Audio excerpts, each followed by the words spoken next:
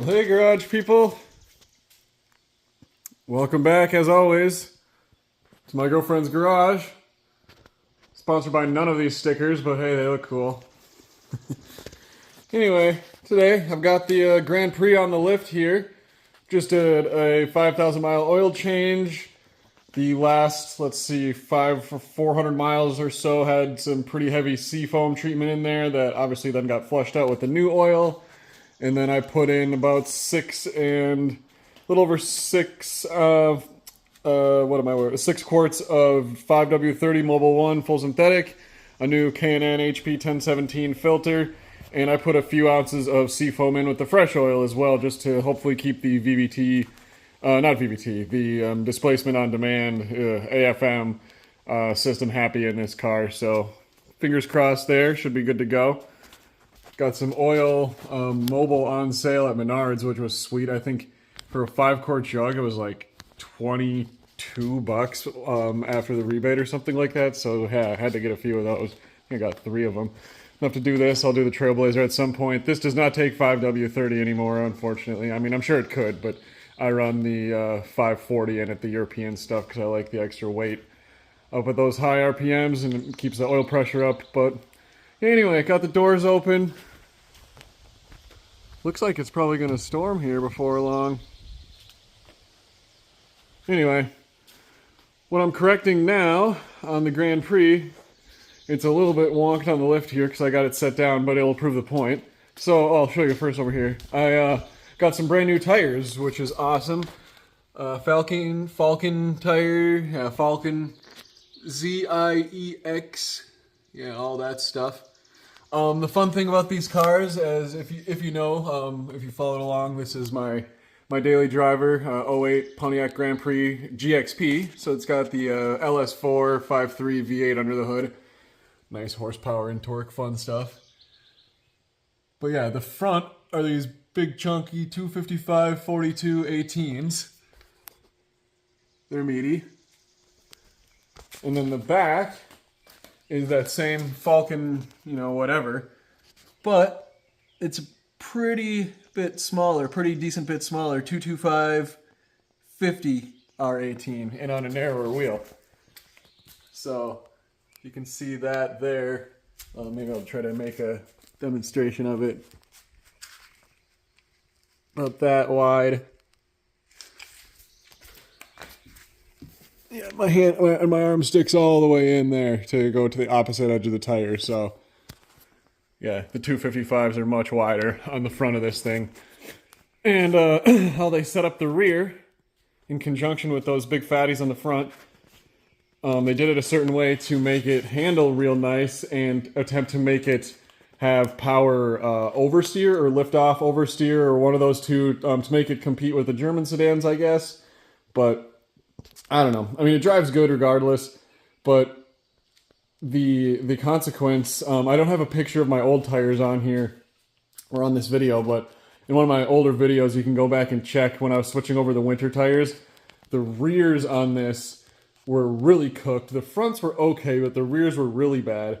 And because of the camber, which I'll show you in a sec here. So these tires are fresh. They've got like maybe 500 miles on them, and some dirt, obviously, because I live on a dirt road. Yeah, obviously.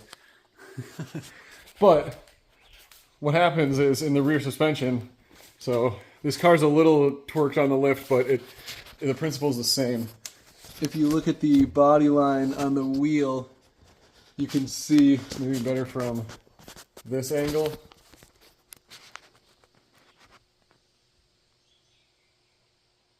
Yeah, there you go. How tilted the top of the wheel is in compared to the bottom. Might be a little easier to see in person. But that's called negative camber. Yeah, negative camber. And what I want to do is bring it from here back to here. Just to put it straight up and down. Evidently, it will make it not handle quite as nice back and forth responsively maybe, but you know, that's kind of what that's for. So I'm looking for maximum longevity out of these tires because I got brand new tires, mounted and balanced, old ones disposed of for like 740, 50 bucks, 760 bucks, something like that. So it was a very good deal for all seasons and quality Falcon tires at that. And in conjunction with that, or in addition to that rather, the girlfriend paid the bill for them. So I really want to keep them as nice as possible.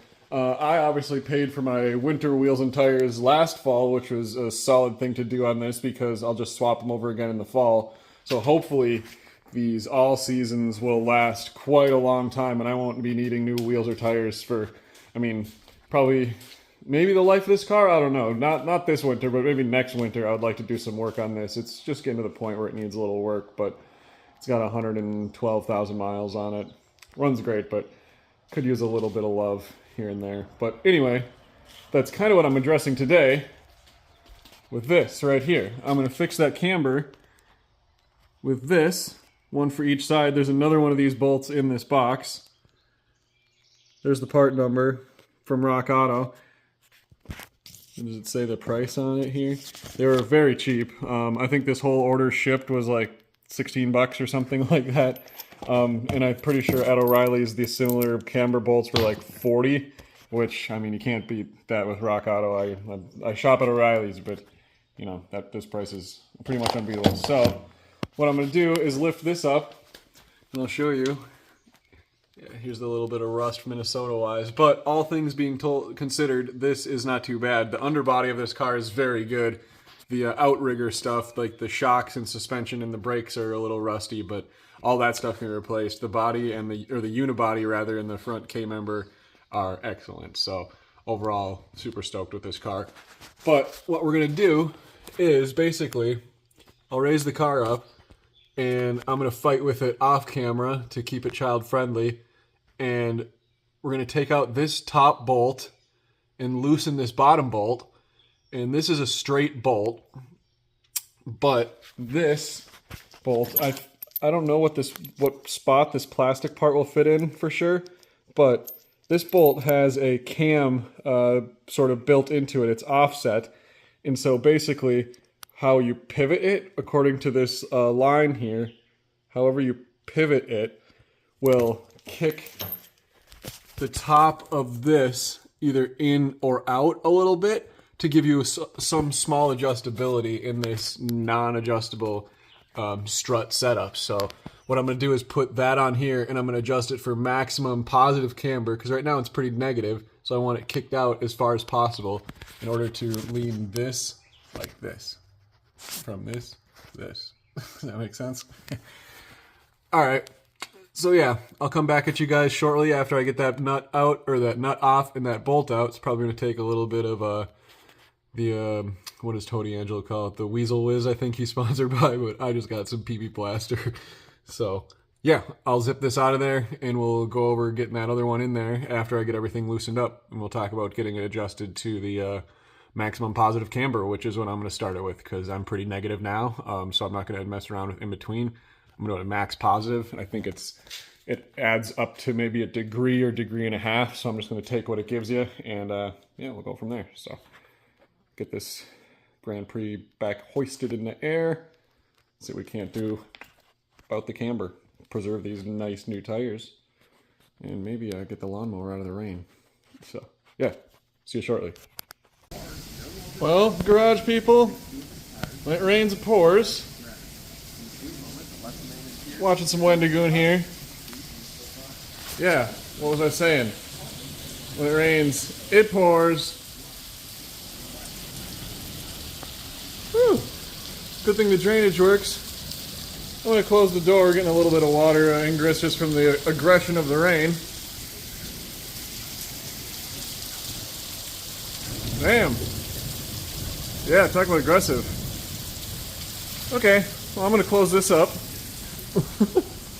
Good thing I got all the windows closed already. And I'll bring you back over here. Yeah, there's Wendy. Bring you back over here and show you what's going on. So these are the bolts that I'm going to be going with here. Pause them. So this is the original bolt, and this, stuff going all over. That's the new one. So you can see it's got a bit of a cam lobe on there, and the shaft is cut so that you can see when I rotate it. So that side's full width, if you will, and then it's trimmed down on that side to match up, to give that a little bump out, so it gives you a narrow spot right there, whereas this one is just full width the whole way across. So you can see as you pivot this on that lobe, effectively this section right here goes in and out depending on which way you turn it. And when you turn the end here, you can see there's a mark. My lighting will come up right here. Yeah, there we go. There's a mark on the bolt, and that mark is where the lobe is, so you can line that up with what you want for adjustment. And then what you do on the other side to match that is thread this collar on here and turn that so that little hash mark matches up with, difficulty here, that little hash mark. Boop, that little hash mark. And what that'll allow you to do is tell where that little depression is on that bolt.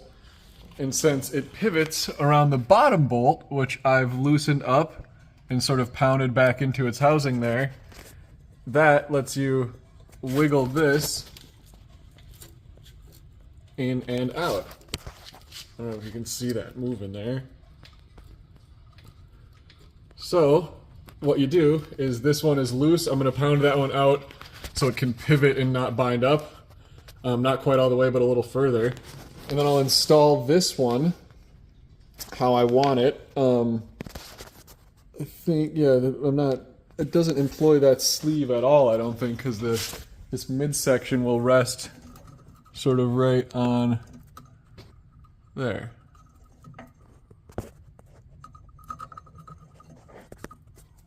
This light is not super great right now.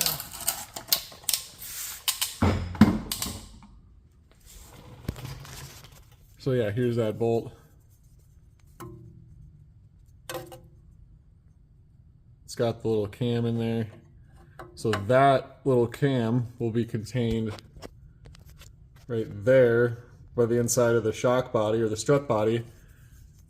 And then that indent, the indent part there, will ride right there.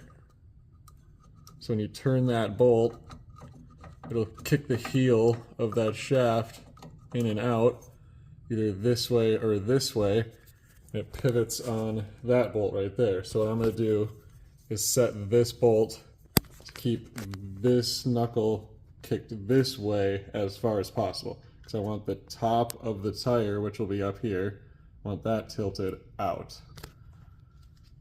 So that's the goal there.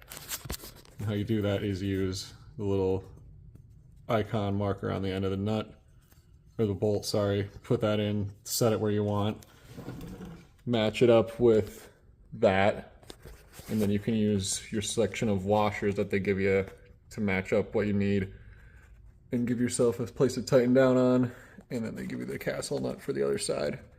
So yeah, I'm gonna get that all on here, get that tightened up how I want, and then we'll get this back tightened down again. I had to take the caliper off the rim or the rotor to get in there, just to give me some access to pound that top bolt out and pound on that bottom one. And I actually had to take the caliper all the way off. You can see I got my nifty little earplug brake line plug in there, because I pulled this caliper off once before and I thought maybe I fixed it, but I'm pretty sure it's seized in there. After it comes all the way out, it just will not retract. So I'm 99% sure I've got to get a new caliper, which lame, of course. But I think I just need the caliper. I know the pins are good, the lines are good. I need the bracket is good. I need the caliper and then new pads, because check out this. Yeah, that's done. And these are not old. They're only as old as the oil. So yeah, not good at all. That needs to be fixed. So yeah, when it rains, it pours. So we'll get that tightened down, and then this stuff ready to go. I'm gonna check some prices on like Rock Auto and availability on O'Reilly's, because I know I can use this again if I need to. I might just have to get pads to get us by, because I'm gonna be using this car for a road trip before next weekend. But yeah, we'll see. So yeah, see you soon, or be back shortly. Hey, there he is. I mean, there he is. Oofta. Alright, guys and gals, garage fans, everyone in the middle. Last update for this little video. I'm going to leave it off after this for this one, but just be aware, we've got another video coming on the Grand Prix as well, and that involves my dipping my toes into some actual body work and trying to make it look good, not just, you know, hacking stuff together. So let me flip the camera around here, and I'll show you what we're working with. So on the other side of the car, you can see there's just a teensy little bit started right here, so I'll address that as well. But on the other side of the car, it's going up and down right there, and then it's also crept around to this side, almost up to the door, so it's getting to like here. So I'm gonna do a bunch of sanding and polishing and priming and prepping and painting. And then clear coating. I got all my paints in here. I got a primer back there. I got the dupe color match for this car. I got a rust over paint if I need to, so I'll go rust over, then primer, then sand, then primer again probably, then sand, then paint, probably a couple of sands, and then I got some, excuse me, some clear coat as well. So that'll be a fun experiment. That is not the one. That's the color for the Camaro that I got as well, just for shits and gigs to have it. I got some scuffs on the it says trailing arms, which are aftermarket, but they're red as well. So I was like, oh, I'll get that, and you know, maybe I can polish them up. But anyway, the silver for the Grand Prix is right there. And then we got that, which is the clear, and then wait, no, that's the primer. Sorry, we got primer, silver, clear, red. Yeah. Rust coated. So that'll be fun. Come back for that one. But before we wrap this one up here, I'll show you what we're working with. So I've got the bolts back there and retightened. You can see the bottom one is the stalker, and that is splined on this end. So I just made sure when I adjusted everything, I pounded it out far enough for the splines to disengage, and then I tightened the top one, and then after the top one was all nice and tight, then I pounded this one back in to re-engage the splines and then tighten it down. So both of them are tight now, and I marked that to see it easier, but the little hash mark on the bolt is facing straight inward, and the same is for, you can't see it, but the same is for the washer as well. I made a silver mark on that side. Then it was a little easier to see, so I marked red on this side, right on the corner of that a nut 180 from the silver. So the silvers are lining up, and the red showed me where I was working. Yeah, and that rocked it out real nicely. I could see when I spun it around, it kind of rocked it through its motion just a little bit. I rocked it all the way out and tightened it down nice and slow so that washer with the index stayed in the right place. And yeah, everything seems to be really happy. Tightened that one down, and we're all set. So this side, barring the brake issue, is ready to go back together. And that's going to be a subject for another video, if at all, because I don't know if I kind of showed that in a short the other, few months ago, and so that's kind of old news, but can reuse that, reuse maybe the rotor, I don't know. I'll need new pads and probably a new caliper as well, but the sliders are still good, or the pins. The banjo bolts right there, probably just need some new copper washers, but that'd be it there. So we'll see what's what with that. But otherwise, I'm gonna get over on the other side, and you see I got mine mocked up right here. Turns out I didn't need the washers. I think this is the part number, and I think that's kind of generic. It fits a few different things. It works for a GXP Grand Prix, so that's pretty sweet. I didn't need the washers. I just needed the bolt, the little index shoulder washer, and then the nut. I don't know what those plastic things were for. I thought maybe I could flip it on here to try to get a little bit more of adjustment, but there's no way to hold index of those plastic things on this shaft, and it wouldn't fit in the inside diameter of this anyway. So no worries there. I just maxed out my 1.5 degree or whatever it is, and we're gonna call it good. It'll definitely be better than it was before, and once we get it set down and everything finished up, I'll maybe post an edit or an update to this video. But yeah, pretty easy to install. These are 21 millimeter, I think. This is nothing. I don't even remember what that was, but it's splined so it holds. So that's like a 21 millimeter. And then these are 21 and 22, I believe. So yeah, just tightened them down nice and put some, did I put any anti-seize on there? I think I did put a little bit just for shits and gigs, because when I pull this shock off and either replace it, rebuild it, or repaint it or whatever. So but yeah, maybe we'll be back to put some new brake rotors on here depending on what the price is. And then we got the new caliper potentially as well, because yeah, that's not going to fly. And I should have known, because like, look at all the brake dust on these wheels. I'm used to the Camaro generating a lot of dust, but it's got black wheels so it shows up. And the fronts kind of did it as well, but I don't know, we'll see. I might just do all four corners. Honestly, it probably needs it. So, and maybe not the calipers, but definitely the pads and the rotors. So we'll see about a kit. But in any case, yeah, that's how to install adjustable camber bolts on your, I believe these are W-body Pontiacs? I don't even know. But yeah, Grand Prix GXP, I think is the big one. I don't know if the Impala SS's were like this or not. But anything with this style of rear suspension, GXP, Impala, what else? Is there any others in that lineup as well that share this platform? I don't know, I'm blanking right now.